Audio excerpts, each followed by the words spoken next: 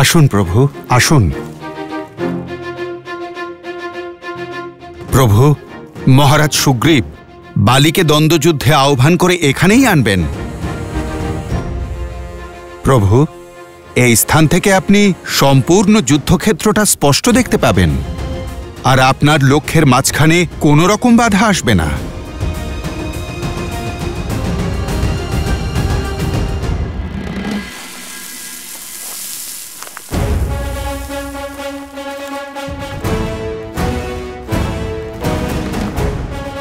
বালি,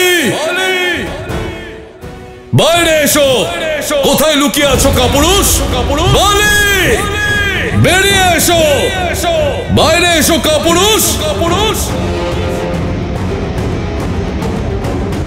বালি, সুগ্রীব,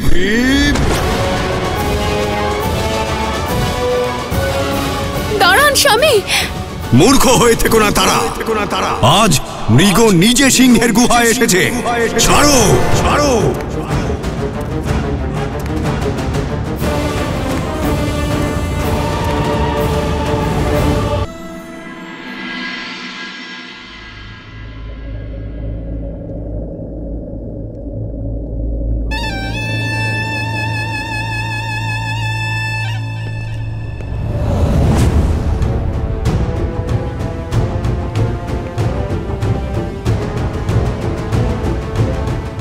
পিতা, আপনার থেকে অনুমতি চাই।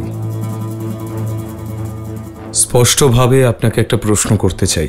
প্রশ্ন একটাই, যে আমার সম্মুখে দাঁড়িয়ে আমার সঙ্গে কথা বলতে চাইছে সে কি আমার পুত্র নাকি লঙ্কার যুবরাজ? যুবরাজ নয় পিতা, আজ এখানে একজন পুত্র তার পিতার সঙ্গে মনের কথা বলতে এসেছে। তাহলে নির্ভয়ে বলো। আপনি যবে থেকে সীতাকে লঙ্কায় এনেছেন, মাতা সবসময় চিন্তিত থাকেন। পরস্ত্রীকে লাভ করার আপনার এই বাসনা, নিজের জ্ঞানের গর্ভগৃহ নিজের হাতেই পুড়িয়ে শেষ করে দেওয়া, এতে মাতার ভয় আরো বাড়ছে। কি বলেছেন তোমার মাতা? প্রদীপের সলতের মুখে যখন আগুন জ্বলে, তখন সেই সলতের আগে প্রদীপের মধ্যেকার তেলকে পুড়িয়ে ফেলে, আর তারপর সলতে ছাই হয়ে যায়। লঙ্কার বৈভব পুড়ে ছাই হয়ে যাচ্ছে পিতা, এবং তার আরম্ভ আপনার জ্ঞানের গর্ভগৃহ থেকে শুরু হয়েছে। তাহলে এখন রাবণের আচরণে লঙ্কার যুবরাজের সমস্যা হচ্ছে? না পিতা, আমি কেবল একটা সরল সমাধান নিয়ে এসেছি। আপনি আমায় অনুমতি দিন, আমি এখনই ওই রামকে হত্যা করে তার মৃত শরীর সীতার সামনে উপস্থিত করব। শুধু একবার সীতার আশা ভঙ্গ হোক, তাহলেই আপনাকে সে গ্রহণ করবে। রামের যদি মৃত্যু হয়, তাহলেই সীতা পতিব্রতা ধর্ম থেকে মুক্তি পাবে। তখন সে অবশ্যই আপনাকে বিবাহ করবে, আর আপনার সঙ্গে বিবাহ হয়ে গেলেই সীতা একবার এই পরিবারের অভিন্ন অঙ্গ হয়ে যাওয়ার পরেই আপনার প্রতীক্ষার পাশাপাশি মাতার চিন্তাও চিরতরে সমাপ্ত হয়ে যাবে। বিধাতা যখন নারীকে বানিয়েছেন, তখন তাকে 5টি নয় 6টি তত্ত্ব দিয়ে বানিয়েছেন। সেই 6ষ্ঠ তত্ত্বটি হলো চিন্তা। যখন আমি তোমার মাকে বিবাহ প্রস্তাব দিয়েছিলাম, তখনও তিনি চিন্তিত হয়েছিলেন। যখন আমি শনিদেবকে বন্দী করি, তখনও চিন্তিত হন। যখন আমি সীতার স্বয়ম্বরে যাই, তখনও চিন্তিত হন। যখন আমি বিদ্যুৎ জিহ্বাকে মারার সিদ্ধান্ত নিই, চিন্তিত হয়ে পড়েন। আর আজ যখন সীতাকে হরণ করে এনেছি, তাতেও উনি চিন্তিত। নারীরা মুহূর্তের মধ্যেই তিলকে তাল বানাতে পারে। তোমার নিজের কি কখনো এটা মনে হয়েছে যে আমি ওই বনবাসীকে ভয় পাচ্ছি? যখন আমার কাছে কিচ্ছু ছিল না, সেদিনও কিন্তু আমি ভয় পাইনি।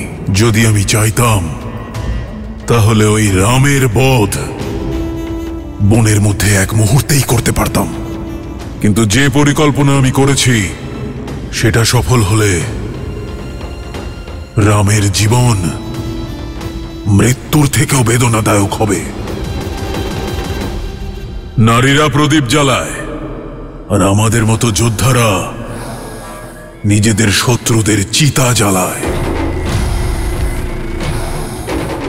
এই লঙ্কার যুবরাজ আমি, এবং এই সত্যের সঙ্গেও আমি অবগত যে এই লঙ্কা নারীদের চিন্তার দ্বারা নয়,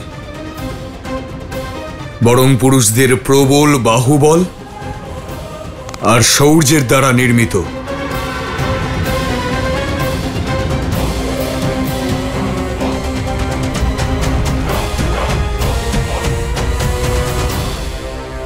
বলি বলি অঙ্গদ? দাঁড়ান প্রভু, ইনি কুমার অঙ্গদ, বালির পুত্র। মহারাজ সুগ্রীব একে নিজের পুত্রের মতো দেখেন। কাকা, আপনি আমার প্রণাম নেবেন। যশস্বী হও। আপনি তো জানেন পিতা আপনার প্রাণ নিতে উদ্যত। এখানে কেন এসেছেন? আপনি ফিরে যান কাকা। ফিরেই তো এসেছি।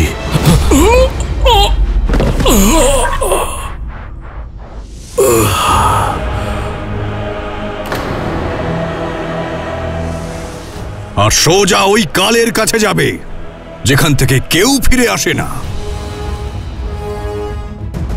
যাক, ভালো হয়েছে তুমি সামনে তো এলে, নইলে আমার মনে সন্দেহ দানা বাঁধছিল যে তুমি আদৌ আমাদের বংশের নাকি নয়। হুঙ্কার দিয়ে মরতে চাও?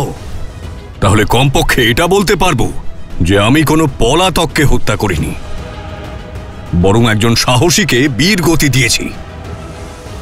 আমার বংশ কলঙ্ক থেকে বেঁচে যাবে। আমিও এখানে যুদ্ধ করতেই এসেছি। তাহলে মৃত্যু বরণ করার জন্য তৈরি হয়ে যাও।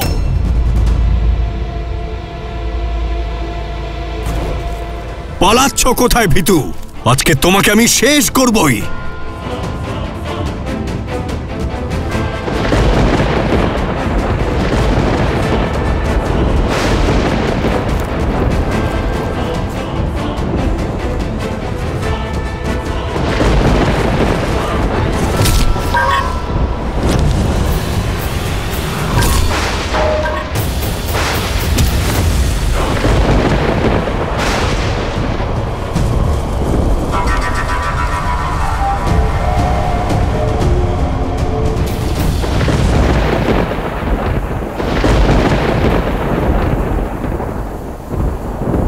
দেখেছেন প্রভু, কিভাবে বালি মহারাজ সুগ্রীবের অর্ধেক শক্তি নিয়ে নিলেন।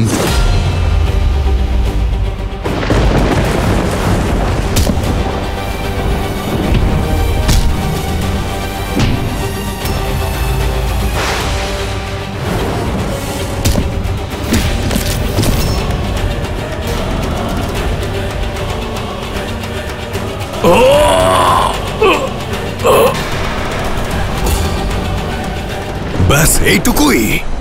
আরো জোরে চিৎকার করো কাপুরুষ, আরো জোরে। তোমার মৃত্যুর থেকেও বেশি তৃপ্তি তোমার এই আর্তনাদ শুনে হচ্ছে আমার। চাইলে পারে তোমাকে আমি পিঁপড়ের মতো ডোরে মেরে ফেলতে পারি, কিন্তু আমি এটা কখনোই করব না। যাও আর মুশিকের মতো পালিয়ে নিজের গর্তে ঢুকে যাও।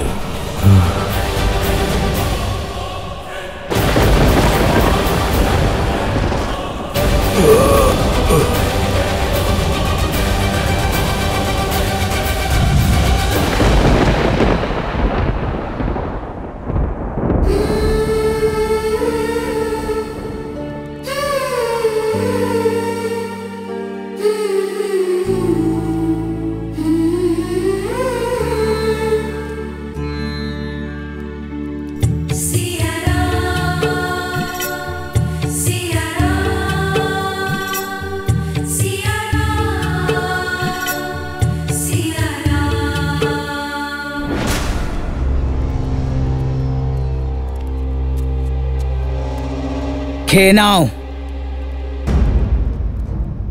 মরতে তো হবেই, না খেয়ে মরবে কেন? যতক্ষণ দশানন প্রসন্ন আছেন খেয়ে নাও। আর যদি দশানন রুষ্ট হন তাহলে না ভোজন পাবে আর না জল, আর না সারাদিন যার নাম জপ করছো সেই রাম আসবে। লঙ্কা অবশ্যই সোনার তৈরি, কিন্তু মাকড়সার জালের মতো রহস্যে ঘেরা এই লঙ্কা। এখানে জন্মেছি, জীবন অতিবাহিত করেছি, কিন্তু আজও জানতে পারিনি যে এই লঙ্কা কত বড় আর এখানে কত রহস্য লুকিয়ে আছে। যদি তোমার রাম কোনো রকমে লঙ্কায় ঢুকেও পড়ে তাহলেও তোমাকে খুঁজে পাবে না সে। 10 লোকের প্রভু লঙ্কাপতি মহারাজ দশানন প্রবেশ করছেন।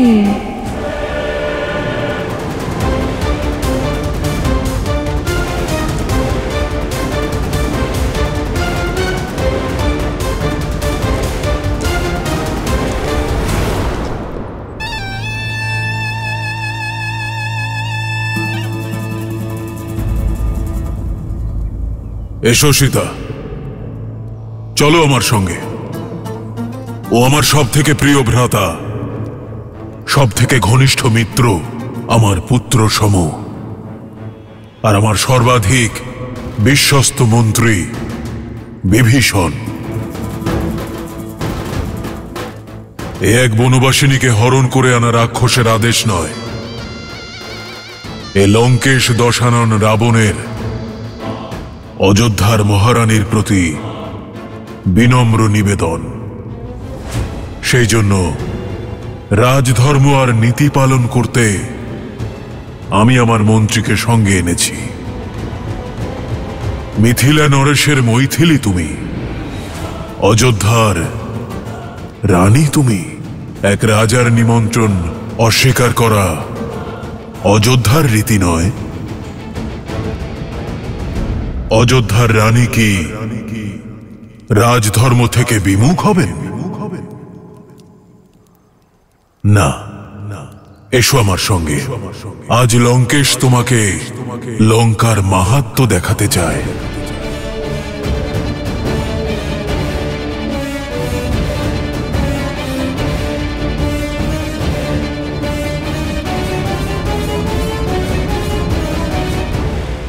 চলো।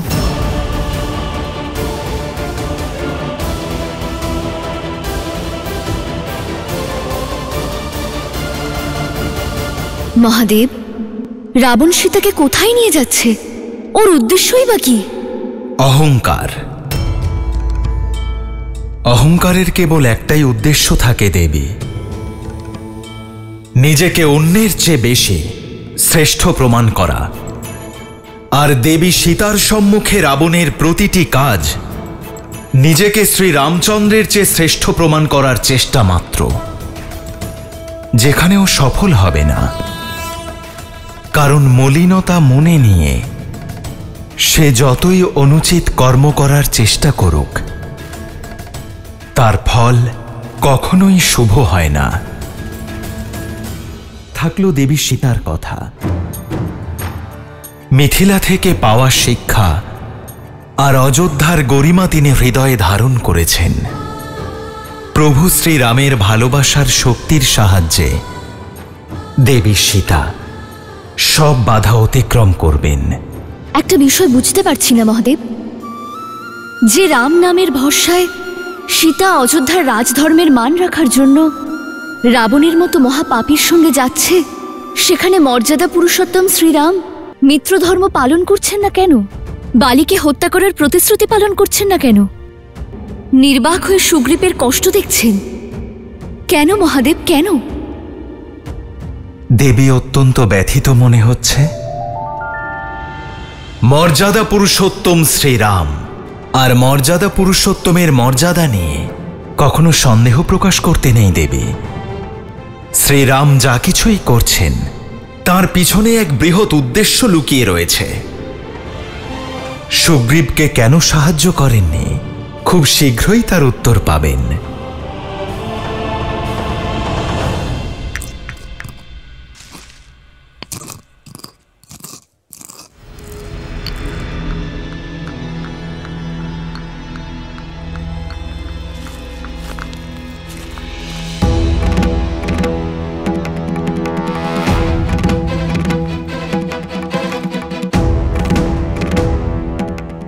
আমার আঘাতে ঔষধ লাগানো হচ্ছে শ্রীরাম, যে আপনি নুন ছেটাতে এসেছেন?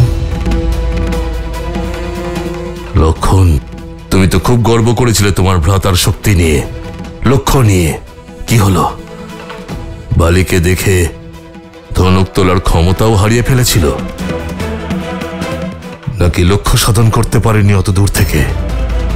সুরক্ষার প্রতিশ্রুতি দিয়ে বিমুখ হয়ে গেলেন আপনি।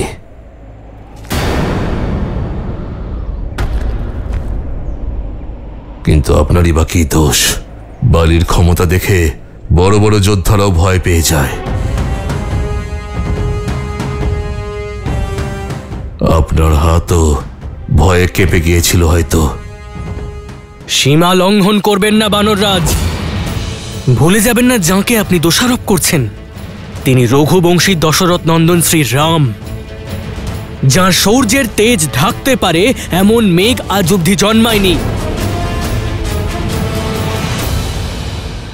মনের কষ্ট আপনার কথাতেই দূর হলো, আর শারীরিক কষ্ট তো আপনার স্পর্শ মাত্রেই শেষ হয়ে গেল। বলুন, কি আদেশ আমার জন্য? মিত্র, আপনি পুনরায় বালিকে যুদ্ধের জন্য আহ্বান করবেন। শান্ত হও লক্ষণ। আমার মিত্রের রাগ করার অধিকার আছে। শরীরের কষ্টের থেকেও মনের কষ্ট বের করে ফেলা বেশি আবশ্যক। ধৈর্য ধরুন মহারাজ। যার জন্ম উদ্দেশ্য পূরণের জন্যই হয়েছে, তিনি বিনা উদ্দেশ্যে কোনো কাজ করবেন না। মহারাজ, যদি প্রভু বাণ না চালিয়ে থাকেন, তাহলে তার অবশ্যই কোনো কারণ ছিল। কি কারণ থাকতে পারে হনুমান? আমি আমার মনের কষ্ট ব্যক্ত করতে পারবো না? আপনার সঙ্গে মিত্রতা করার মূল্য আমাকে আমার প্রাণ দিয়ে শোধ করতে হতো। এমন হয় নাকি মিত্রতা? সত্য মিত্রতা সেটা যে মিত্রকে ক্ষতির হাত থেকে বাঁচাবে, তার প্রাণকে রক্ষা করবে, তার জন্য প্রাণ সংকট উৎপন্ন করবে না। আমি বাণ এই জন্য চালাইনি মিত্র, কারণ তোমার প্রাণ রক্ষা করতে চেয়েছিলাম। ধনুক আমি তুলেছিলাম, লক্ষ্য নির্ধারণও করেছিলাম, প্রতিশ্রুতি ভুলিনি মিত্র। আর না বালিকে ভয় পেয়েছি, তবে বিভ্রান্ত অবশ্যই হয়েছি। আমি জানতাম না মিত্র যে আপনারা দুই ভ্রাতা দেখতে একই রকম। আপনাদের রূপ, বর্ণ, ভাবভঙ্গিমা, আকার, আয়তন, মুখের আকৃতির এত মিল। এ সত্য মিত্র যে আমি নির্ধারণই করতে পারিনি আপনাদের মধ্যে বালিকে আর কে সুগ্রীব।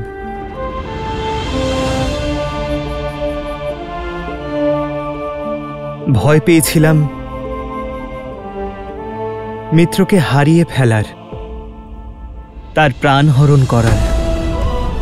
বালির স্থানে যদি আমার তীর আপনাকে বিদ্ধ করত, আমি নিজেকে কোনোদিন ক্ষমা করতে পারতাম না। শুধু এ কারণেই আমি তীর নিক্ষেপ করিনি। আপনার দুঃখ আমি অনুভব করতে পারছি মিত্র। আমার কারণে আপনার মনকে যে কষ্ট পেতে হয়েছে, তার জন্য আমি ক্ষমা প্রার্থী মিত্র।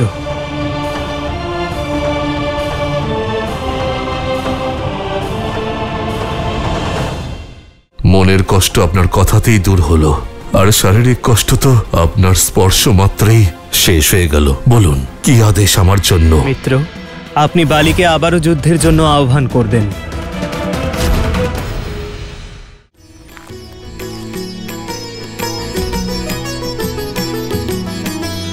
एक रूप तुम भ्राता दो, तेहि भ्रमते नहीं मरे सो।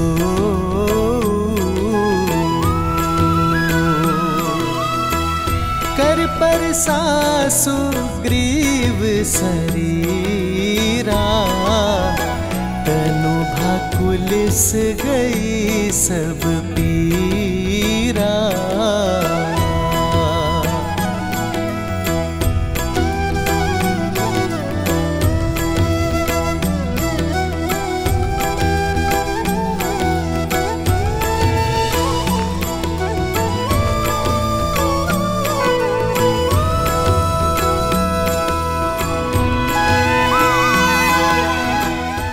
যাচ্ছি। আমাকে আর লজ্জা দেবেন না শ্রীরাম। ক্ষমা তো আমি চাইছি আমার অজ্ঞানতার জন্য, যে আপনার অনুভূতি আমি বুঝতে পারিনি।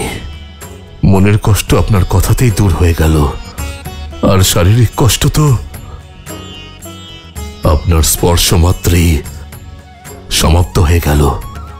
আমার সব সন্দেহের অবসান হয়েছে, মনের সব দ্বিধা দূর হয়েছে। নতুন চেতনার জন্ম দিয়েছেন আপনি। ধন্য আপনি শ্রীরাম, ধন্য আপনি।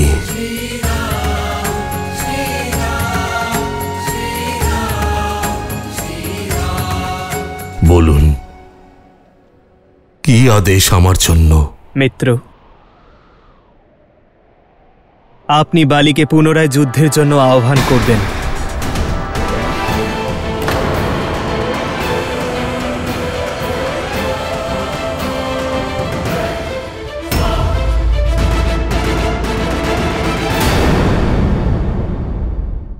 বালি, বেরিয়ে এসো, যুদ্ধ করো আমার সঙ্গে। যাবেন না আপনি? কোনো বড় বিপদের সংকেত নয় তো এটা? বানররাজ সুগ্রীবকে পুষ্পের মালা পরানো হয়েছে ঠিকই, কিন্তু বালি পুনরায় বাইরে আসবে তো? অবশ্যই আসবে লক্ষণ। ওকে সুগ্রীবের আহ্বান নয়, অহংকারের তাড়না নিয়ে আসবে।